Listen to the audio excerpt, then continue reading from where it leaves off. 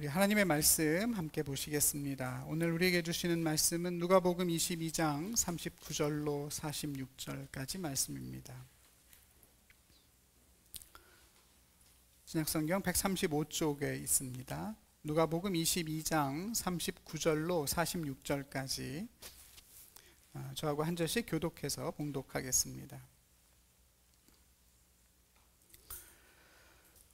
예수께서 나가사 습관을 따라 감람산에 가심에 제자들도 따라갔더니 이곳에 이르러 그들에게 이르시되 유혹에 빠지지 않게 기도하라 하시고 그들을 떠나 돌 던질 만큼 가서 무릎을 꿇고 기도하여 이르시되 아버지여, 만일 아버지의 뜻이거든 이 산을 내게서 옮기시옵소서.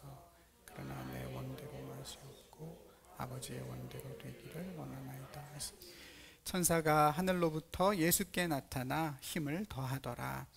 예수께서 힘쓰고 애써 더욱 간절히 기도하시니 땀이 땅에 떨어지니 멍같이 되더라. 기도 후에 일어나 제자들에게 가서 슬픔으로 인하여 잠든 것을 보시고 이르시되 어찌하여 자느냐, 시험에 들지 않게 일어나 기도하라 하시니라. 아멘.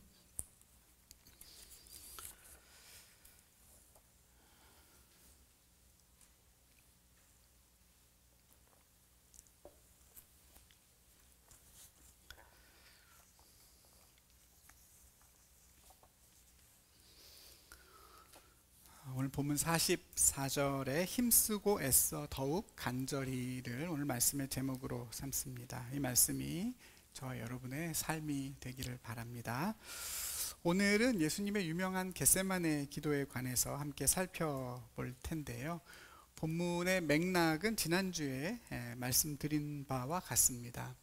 약간 애매하게 좀 서둘러서 마무리가 됐던 6월절 식사와 그리고 예수님께서 체포되어 가시는 그 사이에 오늘 본문이 있습니다.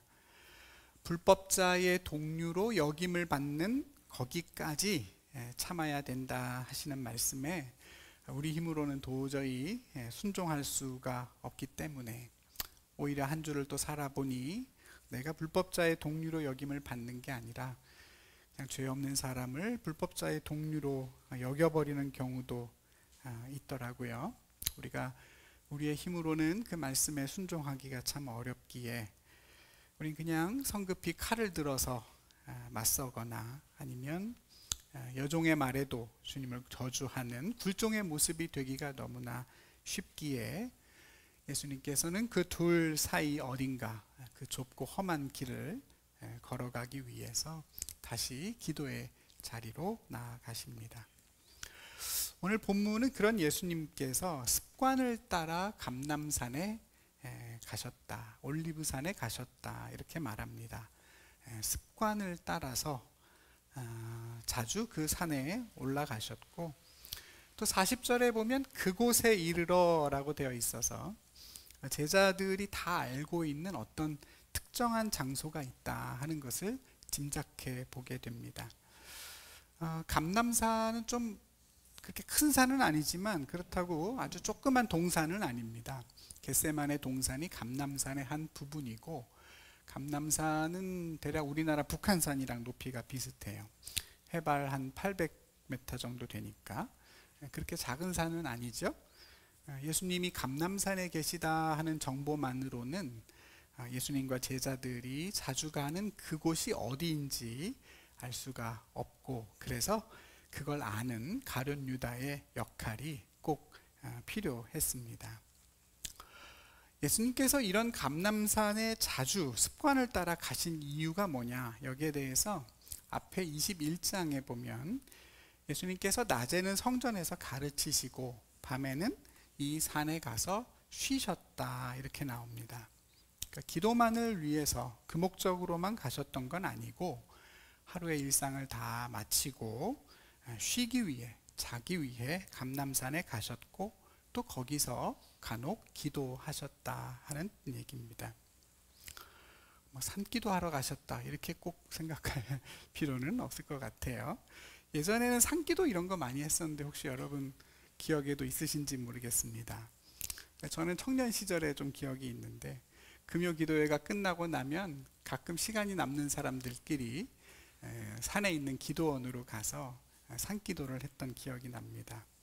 날씨가 좋고 그러면 한 명씩 숲으로 들여보내서 각자 기도할 만큼 기도하고 와라, 이렇게 얘기를 하고, 가는 사람들은 다들 내가 오늘 나무뿌리 하나 뽑고 오자, 그렇게 얘기하고 갔는데요. 뽑긴 뭘 뽑겠어요? 무서워서 처음엔 기도도 잘 안 되고, 문제는 이제 산에 벌레가 많아서 성전에서 기도하는 게 훨씬 더 기도가 잘 되더라.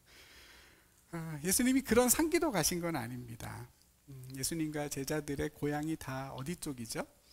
예루살렘이 아니라 갈릴리 북쪽에 있는 땅이라, 예루살렘 근처에는 예수님 그 무리가 딱히 머물 때가 마땅치 않고, 간혹 나사로 같은 가정에 가서 쉬시기도 했지만, 여러분 생각해 보세요. 장정 13명이 가서 신세를 져야 되니까 보통 일은 아니죠. 자주 가시지는 못했을 것이고, 그래서 그렇게 근처 산에 가서 쉬고 자는 것입니다.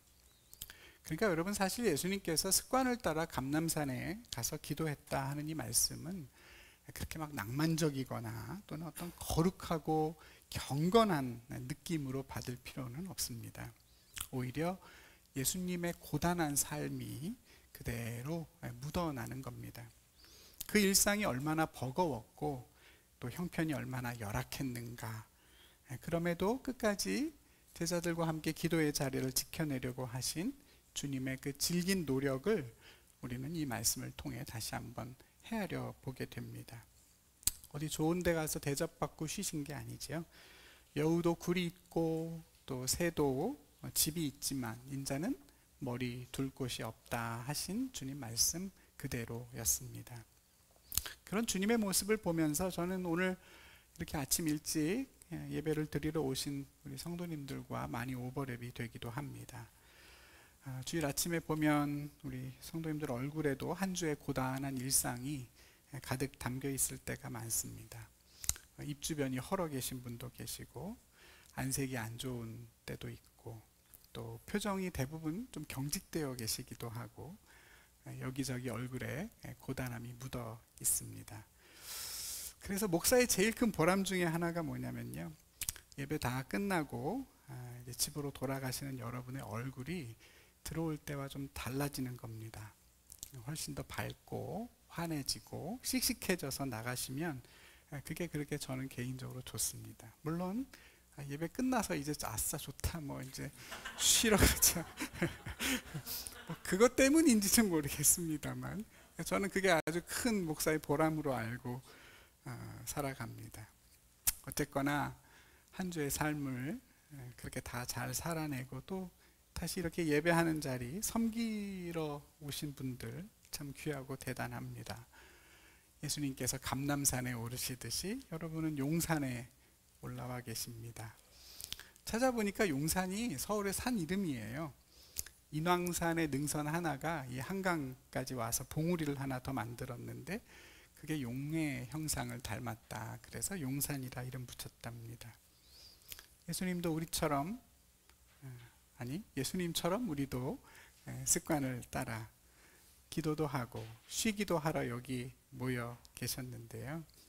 정말 그랬으면 좋겠습니다. 하나님이 주시는 쉼을 여기서 가득 누리셔서 또 한 주 하나님의 아들, 딸로 승리하며 살아가기에 부족함이 없는 저와 여러분의 오늘이 되기를 간절히 바랍니다. 예수님이 이렇게 감람산에 오르실 때 제자들이 따라갔다 39절에 나옵니다.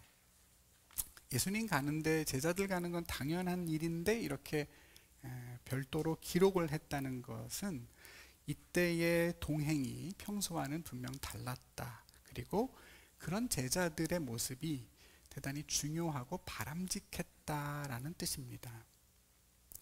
제자들도 어느 정도 느끼고 있었습니다. 지금이 보통 때와는 많이 다르다. 예수님도 뭔가 좀 이상하고 이제 뭔가 정말 중요하고 결정적인 상황이 임박했구나 하는 것을 제자들도 본능적으로 알았을 겁니다. 그런 제자들에게 예수님께서 제일 먼저 하시는 첫 마디가 뭐였냐면 유혹에 빠지지 않게 기도해라 하는 거였습니다. 유혹에 빠지지 않게 기도해라. 모든 말씀을 다 마치고 기도를 마치고 체포되기 직전에 예수님께서 마지막으로 하신 말씀도 똑같습니다. 시험에 들지 않게 일어나 기도하라. 46절에 한 번 더 나옵니다. 번역만 유혹, 시험 이렇게 다르게 했을 뿐이고요. 헬라어로는 같은 단어입니다. 시험에 들지 않게, 유혹에 빠지지 않게 일어나 기도해라. 이것이 예수님이 제자들에게 하신 마지막 권면의 말씀이고, 우리가 잘 아는 예수님의 기도는 바로 그 두 말씀 사이에 놓여 있습니다. 여러분, 왜 기도해야 된다고요? 왜 기도해야 됩니까? 시험에 들지 않기 위해서입니다.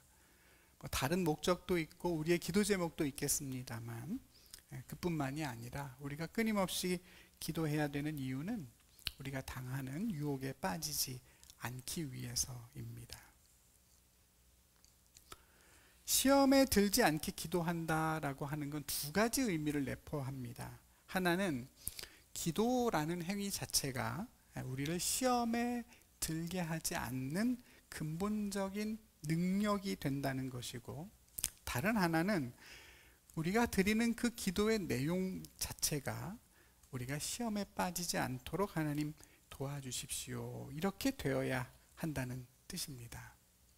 이 두 가지를 좀 살펴보려고 하는데요. 먼저 기도는 그 자체로 우리를 시험에 빠지지 않게 하는 유일한 능력입니다.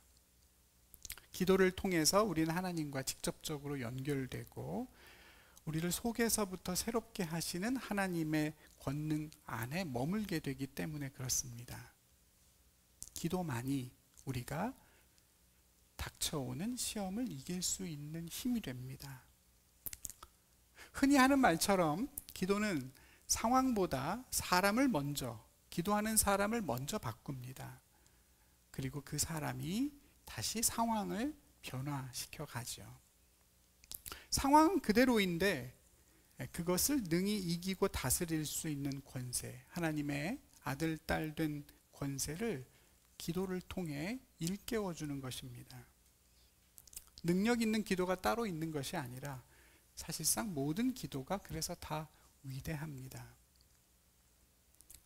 마귀는 그래서 성도가 기도만 하려고 하면 가만 놔두질 않죠. 기도해야겠다. 마음을 먹는 것도 어렵지만 마음을 먹어도 온갖 문제들을 만들어냅니다. 아무렇지도 않던 컨디션이 갑자기 안 좋아지고 가뜩이나 바쁜 일상에 더 힘든 일들이 생기기도 합니다. 기도만 하려고 하면 말이죠. 좋았던 관계가 틀어지기도 하고요. 또 어떤 특정한 감정에 내가 빠져서 헤어나오지 못하게도 만듭니다. 다 기도하려고 하는 우리의 의지를 꺾기 위함입니다. C.S. 루이스가 쓴 책 스크루테이프의 편지에도 나오죠. 하나님께로 가까이 다가가는 것 자체가 마귀로서는 가장 경계해야 될 일이고 두려운 일이다. 이렇게 그 선배의 노련한 마귀 스크루테이프가 자기 조카 마귀에게 가르쳐 줍니다. 절대로 사람이 하나님께로 가까이 나아가 기도하게 만들면 안 된다. 심지어는 사람이 죄를 지었을 때도 마찬가지다. 그때도 조심해야 된다. 그 죄로 인해서 사람이 하나님께로 가까이 다가가고 거기에서 하나님 앞에 진실한 회개의 기도라도 하는 날에는 그간의 노력들이 다 말짱 도루묵이 된다. 기도의 내용이 뭐가 됐든지 간에 하나님께로 가까이 나아가는 그 기도 자체를 막기 위해서 마귀가 힘을 쏟고, 그래서 기도는 가뜩이나 더 어려워집니다. 오늘 본문에도 이 제자들의 모습 속에서 그것을 확인하게 되죠. 여러분, 제자들이 왜 밤에 기도하지 못했다고 나옵니까? 뭐 했습니까? 잤어요. 표면적으로는 잠 때문입니다. 근데 조금만 더 깊이 들여다보면 다른 이유가 있었다고 나옵니다. 제자들이 왜 기도하지 못하고 잠이 들었는가? 45절에 보니까 제자들이 슬픔으로 인하여 잠든 것을 주님이 보셨다 그랬습니다. 단순히 피곤해서가 아니죠. 슬픔 때문입니다.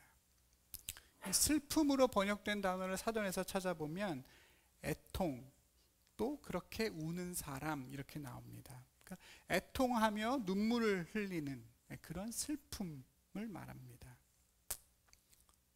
그날 밤에 제자들은 왜 잤느냐? 슬퍼서 잤습니다.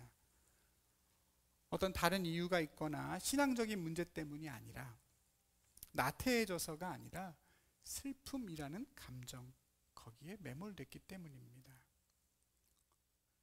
물론 슬픔 그 자체가 우리를 졸리게 하는 건 아니죠.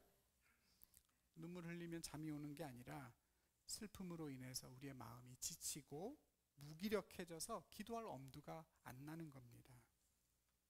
실현당한 사람이 방에서 안 나오고 이불 덮고 있는 건 밀린 잠을 자겠다 그게 아니죠. 아무것도 하고 싶지 않고 그럴 힘이 없어서 그냥 누워 있는 것입니다.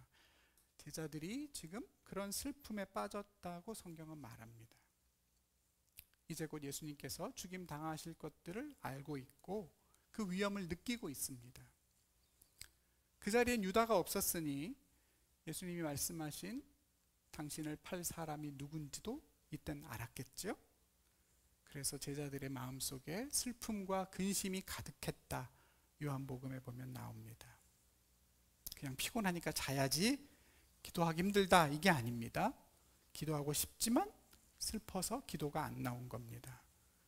그런 찬양도 있잖아요. 마음이 지쳐서 기도할 수 없고 눈물이 빗물처럼 흘러내릴 때 누군가 널 위해 기도하네.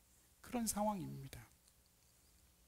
우리를 기도하기 어렵게 만드는 요인에는 슬픔만 있는 게 아니죠. 너무 기뻐도, 너무 외로워도, 너무 분하고 짜증나도 마찬가지입니다. 그런 감정들로 인해서 우리가 기도의 자리로 나아갈 수 있기도 하지만 그보다는 그것 때문에 기도를 못하게 될 경우가 훨씬 더 많습니다. 사람은 연약해서 조그마한 거에도 참 영향을 많이 받습니다. 기도를 해야지 하고 마음먹는 순간에 누가 카톡을 딱 보내서 그걸 읽었거나 또는 전화 한 통을 받았을 때 그게 우리의 마음을 상처내서 기도 안 해, 못하겠다. 얼마든지 가능한 일입니다. 예수님을 잃어버릴 것에 대한 제자들의 슬픔이라면 얼마든지 깊은 잠에 빠뜨릴 수 있는 것이죠. 그런데 여러분, 그런 제자들에게, 슬픔에 빠져 있는 제자들에게 예수님 뭐라고 하십니까? 그래, 참 슬프겠구나. 나도 그 마음을 충분히 이해한다. 너희가 왜 잠들 수밖에 없는지를 다 아니까 지금은 좀 일단 쉬고 먼저 기운을 차리자. 아니죠? 그게 아닙니다. 마음이 지쳐서 기도할 수 없고 눈물이 빗물처럼 흘러내리니 누군가 널 위해 기도하네. 내가 그 누군가가 되어주마. 그렇지 않습니다. 어찌하여 자느냐? 시험에 들지 않게 일어나 기도해라 하시죠. 무서운 말씀이죠? 그렇지 않습니까? 슬픈데도 기도해라 하셔서 무서운 게 아니라 기도라는 게 우리에게 그런 것이라는 사실이 무섭습니다. 슬픔에 빠졌으니 당연히 기도하기 어렵고 그래서 어쩔 수 없다고 하지 않으십니다. 어찌하여 자느냐? 유혹에 빠지지 않게 일어나 기도해라 하시죠. 그래서 무서운 겁니다. 저는 여러분에게 이렇게 말 못합니다. 목사는 그렇게 못하겠죠? 가족도 친구도 그런 말 못할 겁니다. 사람은 할 수 없는 얘기예요. 슬픔에 빠져 힘들어하는 사람에게 어떻게 시험에 빠지지 않게 일어나 기도하세요. 그렇게 할 수도 없고 해서도 안 됩니다. 욥의 세 친구처럼 슬퍼하는 사람에게 가서 바른 소리 하는 그런 그리스도인이 되면 곤란합니다. 그건 우리의 몫이 아니죠. 그냥 우리는 우는 자들과 함께 울고 즐거워하는 사람들과 함께 기뻐하면서 할 수 있으면 그들을 위해 기도하는 것으로 족합니다. 그런데 여러분, 그렇기 때문에 오늘 이 말씀은 우리 각자가 허투루 들을 수가 없는 겁니다. 어찌하여 자느냐? 시험에 들지 않도록 그 슬픔의 자리에서 일어나 기도해라. 이 말씀을 다른 누군가는 해줄 수가 없기 때문입니다. 주님만 하실 수 있는 말씀이니 이 말씀을 간직하고 살아가야 할 수밖에 없는 거예요. 잘 간직했다가 정말 슬플 때 기도할 수 없을 만큼, 잠들어야 할 만큼 우리의 감정이 사무칠 때 이 말씀을 붙잡아야죠. 그래서 예수님처럼 습관적으로 기도할 수 있으면 제일 좋습니다. 짧은 시간이라도 우리의 몸이 기억하는 하나의 루틴으로 기도를 만들 수 있다면 금상첨화예요.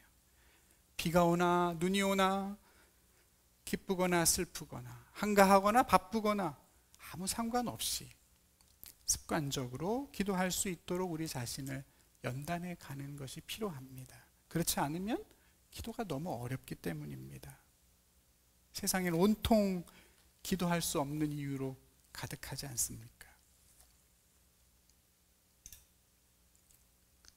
남을 위해서 기도하겠다 1년간 중보기도팀을 결단하신 분들은 참 지혜로운 분들인 것 같습니다. 물론 그런 의도로 팀을 결정하지는 않으셨겠습니다만, 기도하는 본인도 유익하고 상대방에게도 유익을 주는, 심지어 성경에는 그 기도를 누군가를 위해 했을 때 그 기도가 그 사람이 받을 만하지 않으면 나한테 되돌아온다, 그 응답을 나에게 주신다 그러잖아요. 얼마나 중요한 기도면 그러겠습니까? 남에게도 유익을 끼치고 나도 덩달아 복을 받는 하나님 나라의 셈법이죠.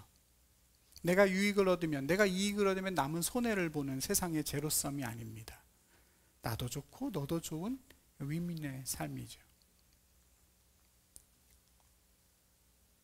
사랑하는 우리 성도 여러분, 시험을 이기는 성도의 능력이 기도입니다.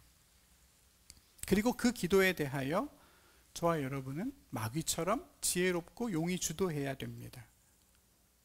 그냥 막연히 기도해야지, 기도는 중요하지, 이러면 평생 우린 기도할 수 없을 겁니다. 내가 언제 어디서 얼만큼 기도해야겠다 결단하고 그 시간을 빼앗기지 않기 위해 다른 뭔가는 내려놓아야 합니다. 기도하기 어려운 때, 기도하기 쉬운 때는 없습니다. 언제나 기도는 어렵고, 기도가 정말로 어렵다라고 생각되는 그 순간이 실은 제일 기도가 필요한 때인 경우가 많습니다. 어찌하여 자느냐? 일어나 시험에 빠지지 않게 기도하라는 주님 말씀을 저 여러분의 마음에 잘 새겨서 그 무엇도 우리의 기도를 막지 못하게 하는 지혜롭고 빈틈없는 기도의 사람들이 되시기를 바랍니다. 유혹에 빠지지 않게 기도하라는 말씀의 두 가지 의미 중에 하나를 살펴봤습니다. 기도 자체가 시험을 이기는 성도의 능력이라는 것인데, 다른 하나는 기도의 내용이 어떠해야 하는가, 우린 뭐라고 기도해야 하는가, 그것 역시도 직접적으로 시험을 겨냥해서 시험에 빠지지 않도록 기도해라. 그러니까 하나님 앞에 기도할 때, 하나님 제가 시험에 빠지지 않도록 도와주십시오, 이렇게 되어야 한다고 예수님이 가르쳐 주십니다. 주기도문에도 나오는 기도지요. 우리를 시험에 빠지지 않게 해 도와주십시오. 여러분, 이 기도는 우리가 꼭 해야 하는 기도라고 예수님이 가르쳐 주십니다.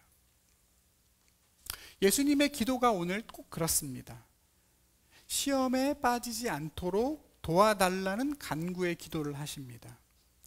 구체적으로 어떻게 되죠? 만일 아버지의 뜻이라면 이 잔을 내게서 옮겨 주십시오.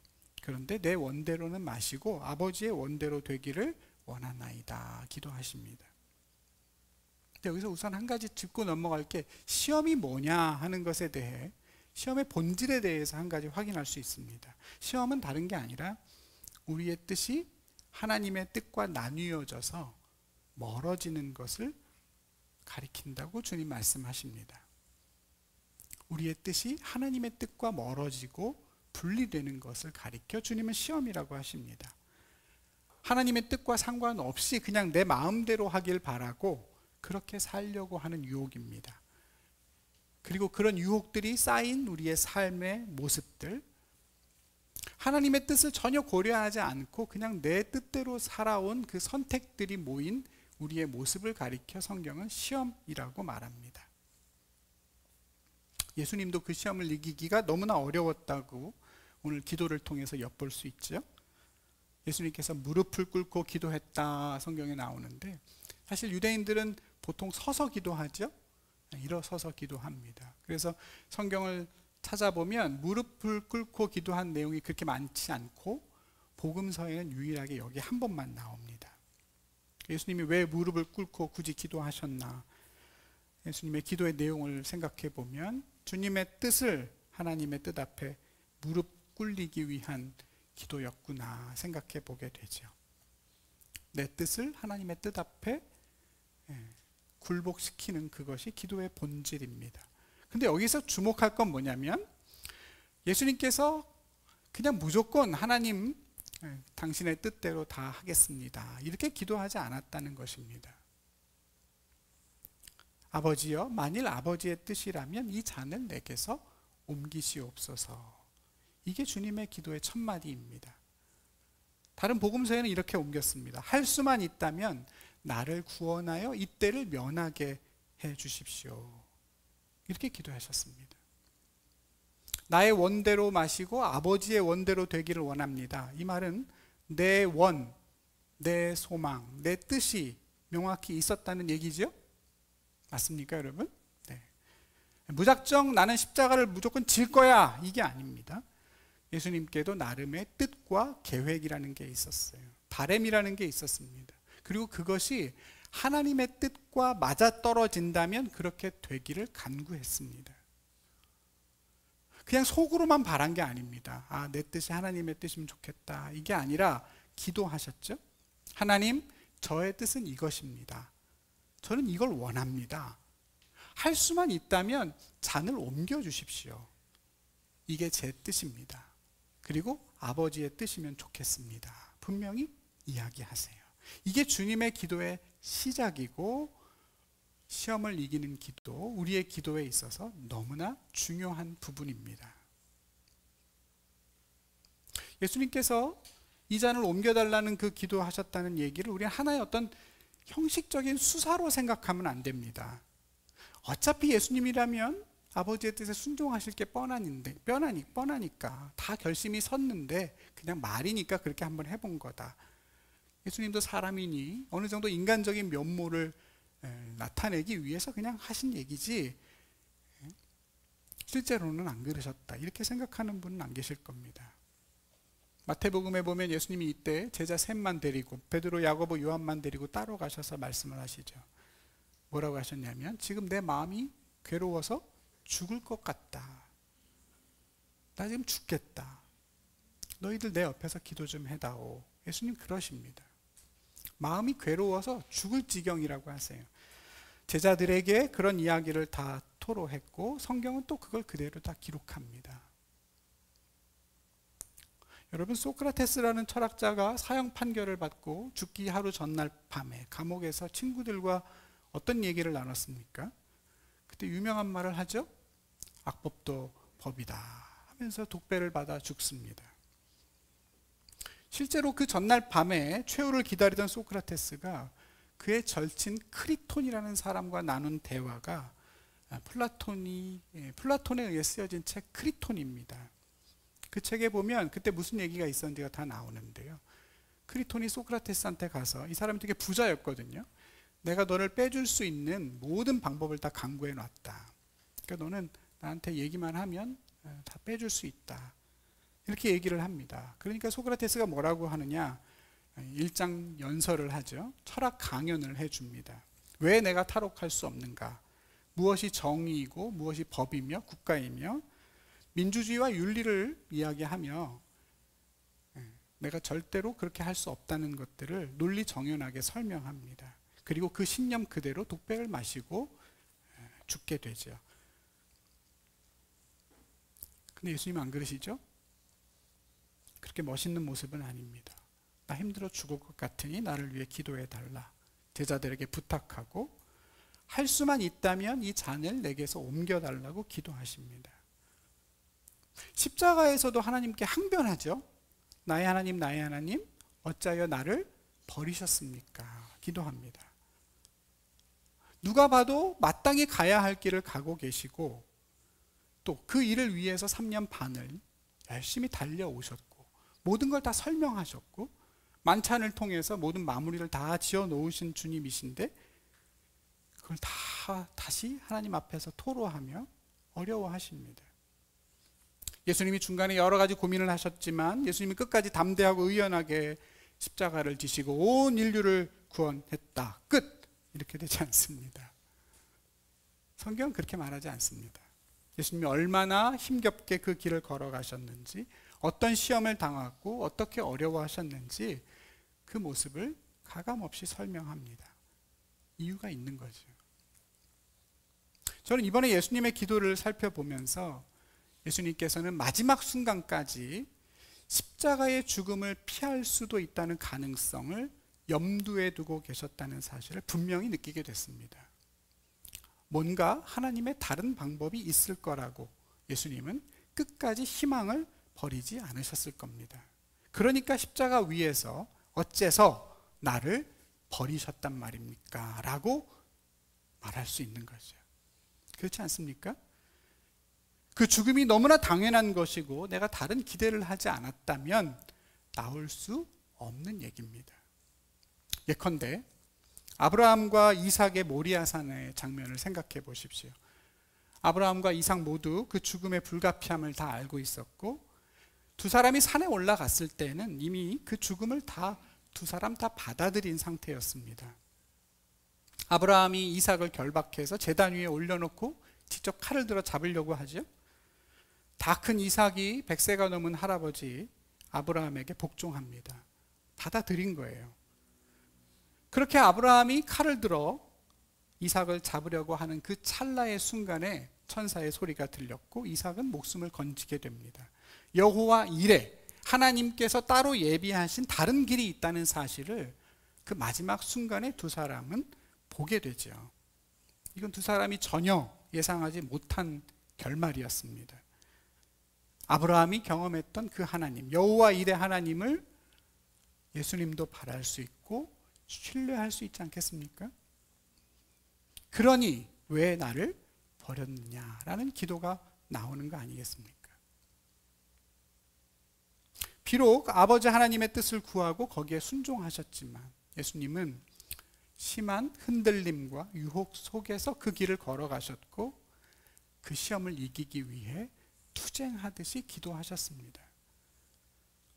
인간으로서 겪는 모든 죽음의 공포를 깊이 느끼셨고 하나님의 아들로서 하나님께 버림받는 그 아픔을 절절히 괴로워하셨습니다. 중요한 건 그런 주님의 괴로움을 숨기거나 부정하시지 않았다는 것입니다. 있는 그대로 하나님께 아뢰고 또 제자들과도 나누며 기도를 요청하셨죠.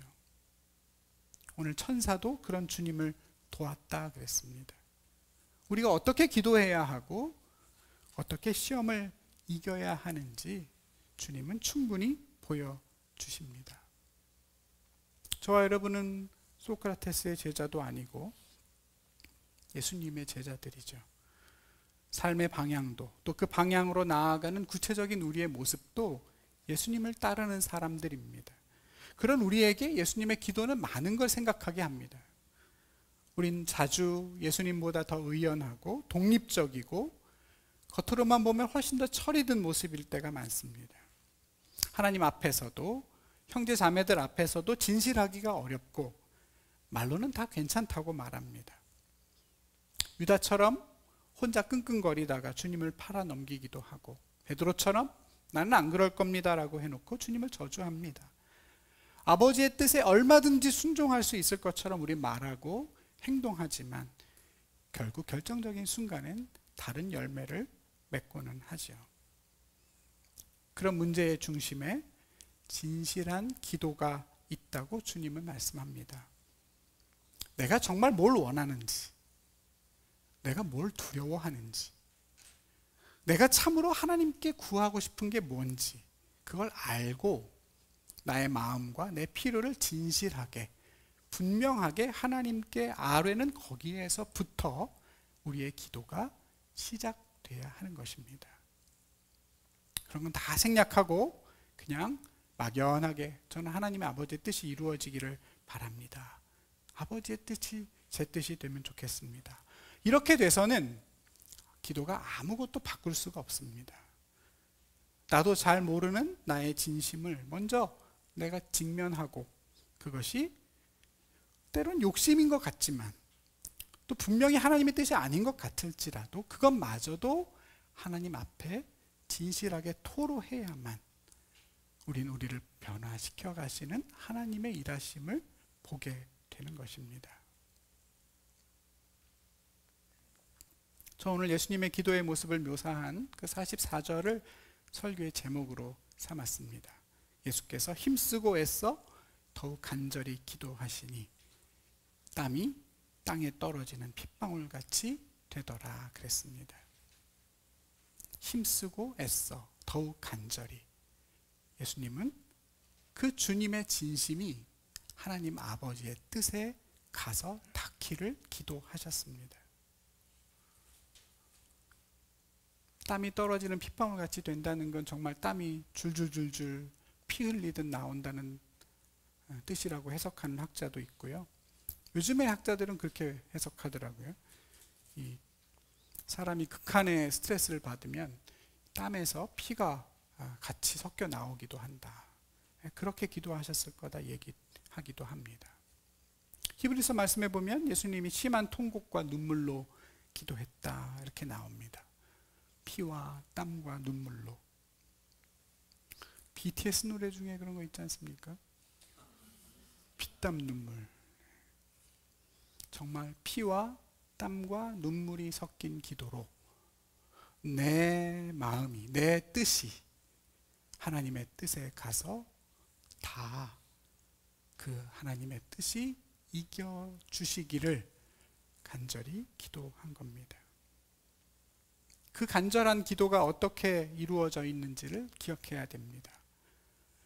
그 무엇에도 우선순위를 빼앗기지 않는 습관적인 기도와 하나님을 내 아버지로 믿고 신뢰하는 진실한 기도를 통해서 주님은 그 간절함에 이르게 되셨고 그 기도를 통해 마지막까지 순종하실 수 있었습니다. 사랑하는 우리 성도 여러분, 주님의 고난을 묵상하고 오늘 이 본문의 내용이 바로 이때지요. 주님의 고난의 자리로 나아가는 그 순간을 묵상하는 사순절을 지내면서 저와 여러분의 기도의 모습들을 한번 돌아보기를 원합니다. 우리의 기도를, 우리로 하여금 기도로부터 멀어지게 만드는 것들이 무엇이 있는지, 우린 정말 진실하게 하나님을 찾고 구하고 아뢰고 있는지, 우리의 기도는 어떠한 모습인지 진지하게 한번 생각해 보십시오. 기도하지 못할 이유가 너무나 많지만 주님은 우리에게 어찌하여 자느냐, 어찌하여 자느냐, 시험에 빠지지 않게 기도하라 말씀합니다. 기도 외에는 이겨낼 수 없는 어려움들이 우리의 삶에 놓여 있다는 말씀이죠. 기도하기 어려운 우리의 모든 삶의 이유들 속에서 일어나서 진실하게 하나님의 뜻 앞으로 나아가는 그 기도를 우리도